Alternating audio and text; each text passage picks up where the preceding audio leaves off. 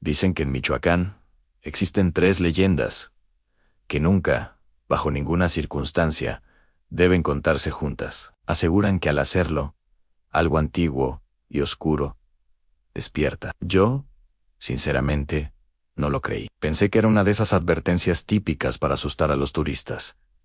Así que decidí investigar las 3, la misma noche. Fue el peor error de mi vida. Mi primera parada fue el enigmático lago de Pátzcuaro. Al llegar, noté una tensión palpable entre los pescadores. Evitaban hablar de ciertas islas en cuanto caía el sol. No era por respeto a sus tradiciones, era por un miedo profundo, casi ancestral. Los ancianos del lugar me contaron algo que me heló la sangre en el lago. Decían: tiene memoria. Recuerda los nombres de quienes lo contemplan por demasiado tiempo. La leyenda advierte que si susurras tu nombre en voz alta frente a sus aguas quietas y oscuras, el lago lo atrapa. Y tú, poco a poco, lo olvidas. Obviamente, mi escepticismo me impulsó a probarlo. Esa noche, con mi grabadora de audio encendida, me paré en la orilla. El silencio era absoluto. El agua, un espejo negro e inmóvil. Me incliné y dije mi nombre, en un susurro. No pasó nada. El agua no se movió, ni un solo rizo en la superficie. Me sentí un poco tonto, la verdad. Pero al día siguiente, cuando revisé la grabación, el terror se apoderó de mí. Justo después de mi susurro, se escuchaba otra voz, una voz que no estaba allí. Una voz gutural y húmeda, que repetía mi nombre, como si lo estuviera probando, saboreándolo. Hoy no recuerdo cómo me llamo. No tengo idea de cuál era mi verdadero nombre. Solo sé una cosa: algo en ese lago, si lo recuerda. Y a veces, en sueños, me llama con Elan. La segunda parada me llevó a la capital, Morelia. Mi objetivo eran los túneles coloniales. Esas redes subterráneas que serpentean bajo la ciudad histórica, la mayoría cerradas al público. Logré convencer a un viejo cuidador para que me dejara acercarme a una de las entradas selladas. Antes de irse, me miró fijamente y me dijo, con una seriedad escalofriante: si escuchas pasos bajo tus pies, por lo que más quieras, no mires al suelo. Él me contó la leyenda de la mujer que camina bajo la tierra. Una mujer que fue emparedada viva siglos atrás, acusada de brujería. Pero dicen que no murió. En su agonía, aprendió a moverse entre la tierra y la piedra. Y ahora sigue a los curiosos que se atreven a caminar sobre sus dominios. Esa noche, mientras grababa video en una calle empedrada y solitaria, cerca de la catedral, lo escuché. Eran pasos claros, rítmicos, pero no venían de la superficie. Sonaban justo debajo de mí, como si alguien caminara en un pasadizo a centímetros de mis pies. Recordé la advertencia del cuidador, pero la curiosidad fue más fuerte. No corría, me detuve y miré al suelo. Lo que vi me paralizó. Las antiguas piedras del pavimento estaban vibrando, y algunas tenían grietas finas que parecían recientes. Y entonces sentí algo más, un golpeteo sordo, rítmico, que venía desde abajo, marcando el compás de mi propia respiración acelerada. Sentí que me observaban desde las profundidades. Desde esa noche, algo cambió. Ahora, cuando camino por calles antiguas, mis pasos nunca suenan solos. Siempre hay un eco que no es el mío, un acompañante invisible que camina conmigo desde abajo. La tercera leyenda fue la que finalmente rompió algo dentro de mí. Ahí me dirigí a los frondosos bosques cerca de Uruapan, un lugar de una belleza abrumadora que esconde un secreto terrible. Buscaba al niño sin rostro. Los lugareños hablan de él con pavor. Dicen que es la aparición de un niño que vaga entre los árboles, pero su cara es una superficie de piel lisa y tensa, sin ojos, sin nariz, sin boca. La parte más aterradora de la leyenda es que, si te lo encuentras y lo miras fijamente, él adopta el rostro de la persona que más extrañas en el mundo. Me advirtieron que no es realmente un niño, sino una promesa rota, una trampa de la nostalgia y el dolor. Lo encontré justo al amanecer. La niebla se estaba disipando, y la luz dorada se filtraba entre los árboles. Ahí estaba, de pie junto a un viejo ahuehuete. Al principio, era solo una silueta. Me acerqué, con la cámara temblando en mis manos, y entonces ocurrió. La piel de su cara se onduló y se transformó. De repente, tenía el rostro de mi abuela, quien había fallecido hacía años.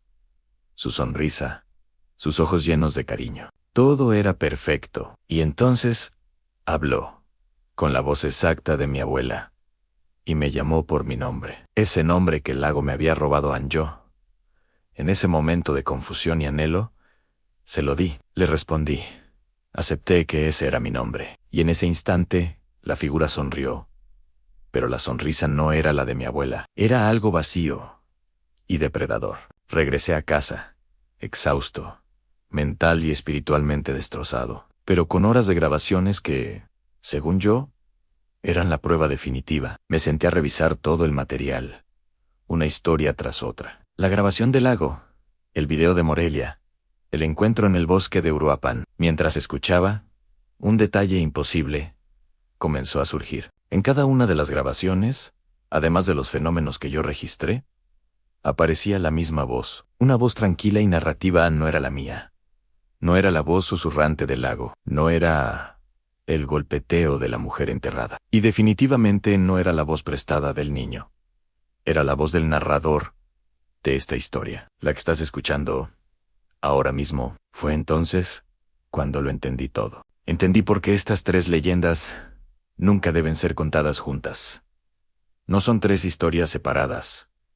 Son una sola. Una entidad fragmentada que se alimenta de la curiosidad, que usa el miedo como cebo y que se fortalece cuando alguien, como yo, comete el error de unirlas. Ahora, esta entidad no solo conoce mi nombre olvidado, no solo camina bajo mis pies, y no solo usa el rostro de mis seres queridos. Ahora, también tiene mi voz. Y si tú has llegado hasta el final de este relato, si has escuchado las tres historias completas, te pido que prestes mucha atención esta noche, porque al unir las piezas, le has abierto una puerta. Michoacán ya sabe que existes.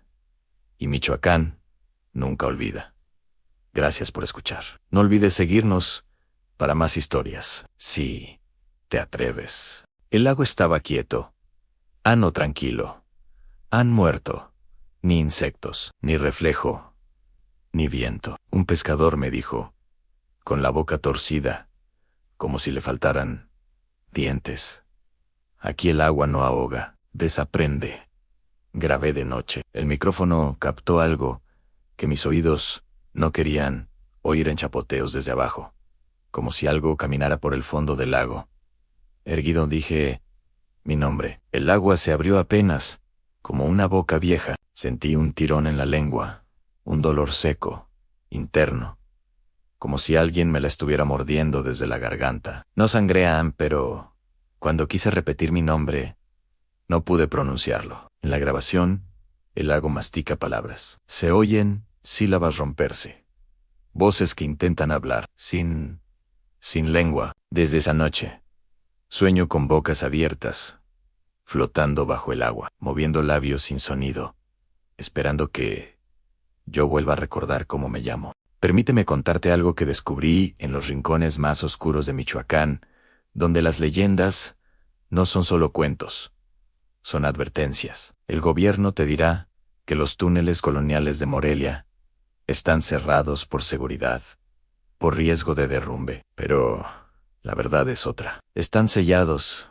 porque algo sigue vivo ahí abajo. Hablan de una mujer acusada de brujería en tiempos de la Inquisición. Como castigo, la emparedaron viva, sellándola entre dos muros con cal viva. La cal debía matarla rápido, quemarla en minutos. Pero los documentos antiguos, los que nadie quiere que leas, dicen que no murió. Gritó durante 3 días y 3 noches. La leyenda afirma que, en su agonía, aprendió a respirar la piedra, a alimentarse del polvo y la oscuridad. Se volvió parte de la estructura. Logré colarme, en uno de esos túneles prohibidos. El aire era pesado, denso. Las paredes no estaban húmedas por filtraciones de agua, sino por una condensación caliente, pegajosa, como el sudor de un cuerpo febril. Un aliento constante y profundo lo llenaba todo. Entonces, escuché la respiración. No venía de adelante ni de atrás, venía de adentro, del muro. A mi lado, la pared de piedra se infló, apenas 1 centímetro, como un pecho que toma aire. Luego se desinfló lentamente. Aterrado pero fascinado, acerqué mi mano. La piedra estaba tibia, casi viva al tacto. Fue entonces cuando una voz habló directamente desde la roca, una voz ahogada, llena de polvo y siglos.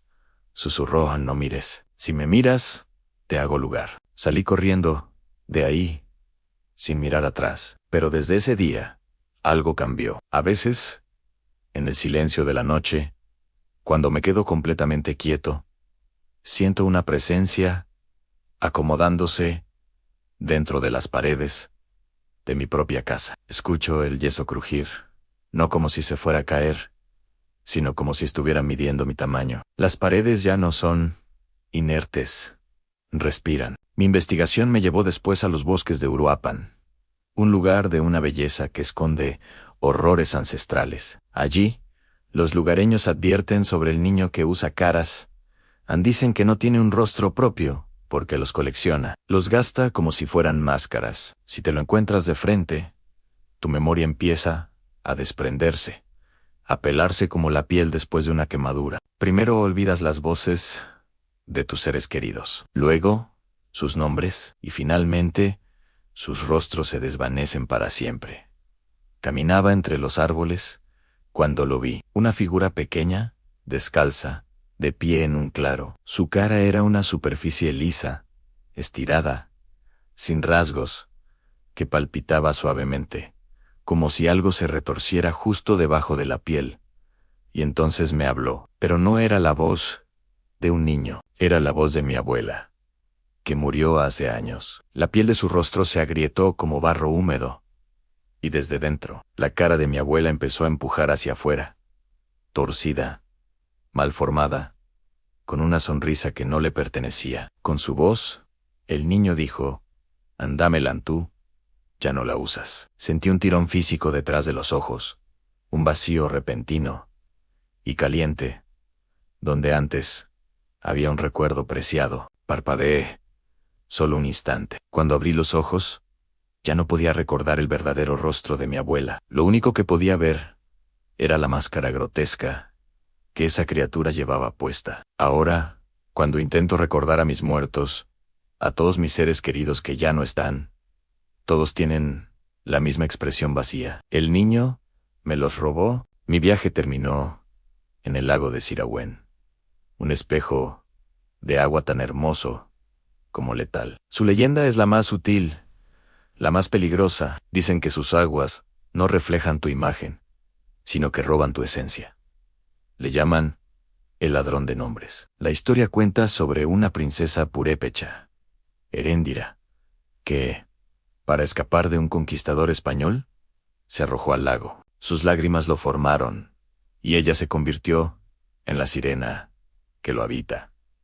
Pero no es una sirena de cuentos. Si te acercas demasiado, si miras tu reflejo por mucho tiempo, su canto te hipnotiza. Yo me senté a la orilla, cautivado por la quietud del agua.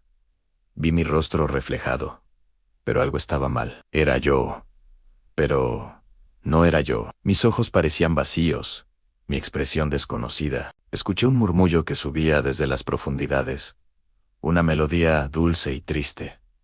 Me llamaba Han por mi nombre. Sentí como la palabra, mi propio nombre, se estiraba, se adelgazaba, como si el agua la estuviera succionando de mi mente. Me levanté de golpe, tambaleándome. Por un momento, un instante de pánico absoluto, no supe cómo me llamaba. El nombre estaba en mi lengua, pero se sentía ajeno, una palabra prestada. La leyenda dice que cuando olvidas tu nombre, el lago te reclama, y tu cuerpo se queda vagando por la orilla, como una cáscara vacía, Junté las 3 historias, las transcribí, las edité, las preparé para narrarlas. Quería advertir al mundo, pero al escuchar la grabación final, me di cuenta de mi error. Había una cuarta voz en el audio, una que yo no había grabado, un susurro que no estaba en las tomas originales y que decía: ya estás completo. Fue entonces cuando comprendí la verdad prohibida de Michoacán.